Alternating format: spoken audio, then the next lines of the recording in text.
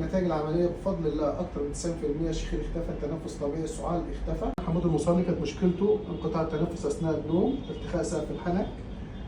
احنا بعد شهر من العمليه، بعد ما عملنا عمليه رفع سقف الحنك، وكان في سعال وكحه مزمنه بقى لها سنين معاه، خد كل الادويه، اتعرض صدر ما كانش فيه اي استجابه، وكان في انحراف في حاجز الانف.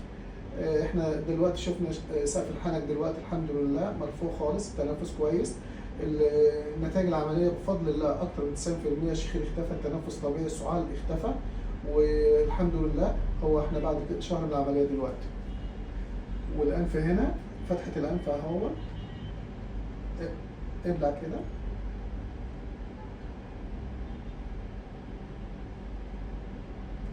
دراعه من جوه اهو، ابلع عليها. الدنيا مفتوحه، تنفس، مجرى التنفس. عملنا برضو في العمليه استعداد للحاجز الانفي، تصغير غضاريف الانف. كانت عمليه معقده لكن الحمد لله تمت باجهزه حديثه وبخبره. الحمد لله المريض خرج في نفس اليوم من العمليه ونتائجها كانت هايله، والحمد لله دلوقتي احنا بعد شهر. وانت رايك ايه يا حمود بقى في الاعراض اللي كانت عندك بالنسبه للتنفس والشخير والسعال الشديد ده؟ الحمد لله احسن من الاول. بنسبه قد ايه مثلا احسن من الاول؟ 100%. ما شاء الله ما شاء الله. 95. يعني ما عادش بقى الكحه اللي كانت مزهقاك بقى لها سنين دي. مع شويه. والتنفس بقى طبيعي، والاكل ما عادش فيه الوجع والحاجات ديت في المنطقه بتاعت اللوز ديت. الحمد لله. راضي عن العمليه؟ راضي عن العمليه؟ ايوه. مبسوط؟ الحمد لله. تقول للناس في اليمن عندكم ايه؟ تمام.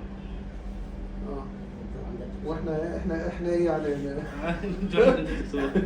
يجوا الدكتور ولا مش الدكتور؟ ضروري يجوا عندك. انت افضل دكتور. تسلم انت تسلم. افضل دكتور يا دكتور. الشيخ حسين المصلي من وجهاء اليمن، ما شاء الله هنا منورنا في عيادة المهندسين، واحنا مبسوطين ان احنا بقيت مبسوط، وان حمود بقى مبسوط بنتائج العمليه.